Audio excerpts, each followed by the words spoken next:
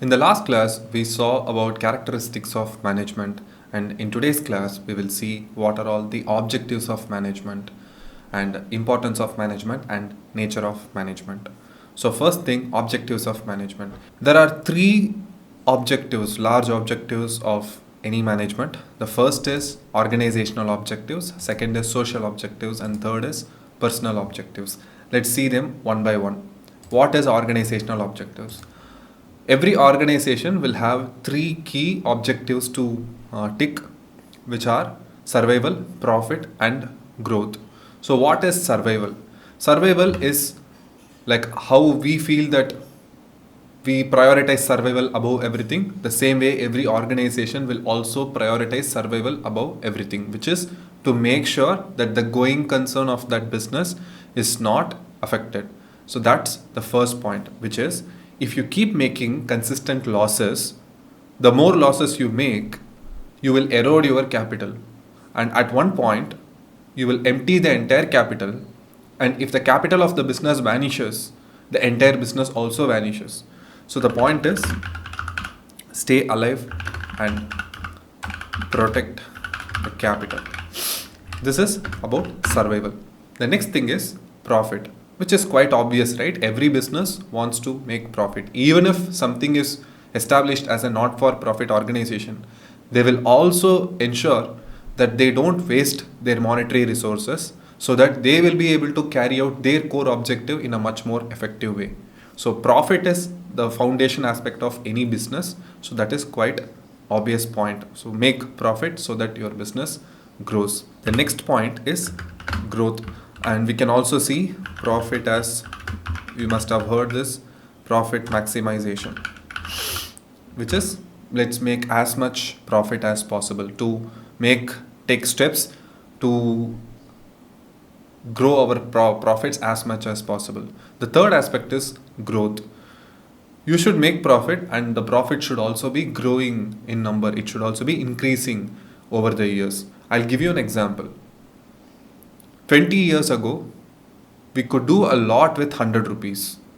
One can eat all 3 meals in a day within 100 rupees 20 years ago. Today, with 100 rupees, you can hardly eat one full meal properly. Isn't it? So, the value of rupee decreases over time. Not just rupee, any currency decreases over time because of inflation. So, unless you grow your profits, if you keep making the same amount of profit every year, eventually you will go out of business. So growth is the third aspect that we need to keep in mind, which is to beat inflation. Okay, the second segment of this objectives is social objectives, which is every business has to take the help of society to function properly. Without the help of society, no business can survive or thrive. So because the business is receiving from the society, it is taking from the society in the form of resources, in the form of human. Society takes in the form of human resources and natural resources. It uses the land, it uses water and air. So naturally, the business has to give back to the society. I'll give you an example.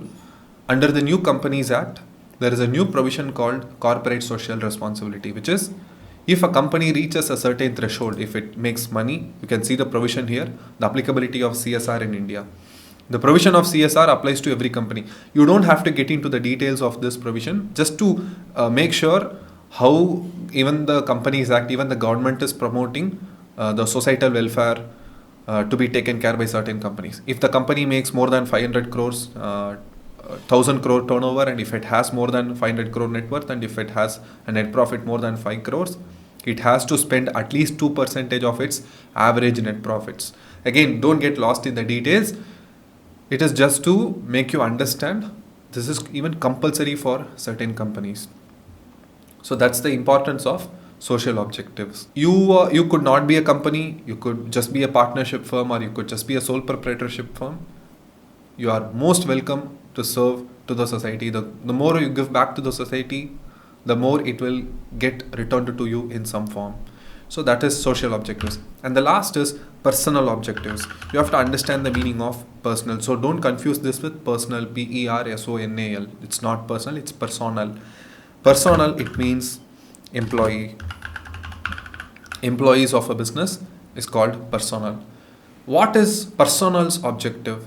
Personnel's objective is that even the employee should feel that they are growing. The company should grow, yes, but at the same time, if you are the business and if you recruit somebody fresh out of college or from some other job, the job that you recruit that person should also be challenging to that person, which means when a person stays in your business as an employee for a couple of years, they feel that they have also grown in their career, which means your nature of work should improve that person's resume.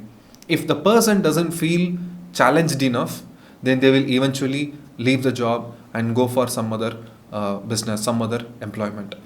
You cannot just hold on to employees just if you think that if you keep paying them well, they will stay. That is not at all true. So employees also feel that their life has grown, their career has grown, their skill set has grown. So that's the third objective under objectives of management. Now let's move on to the next segment, which is importance of management. I'm kind of skipping that segment because it has a lot of repeat points that we have seen in the previous segments of this chapter. Again, it talks about increasing efficiency, it creates a dynamic organization, which we have already covered in detail in the previous lectures. So I'm skipping this segment and I'm moving on to the next segment, which is nature of management.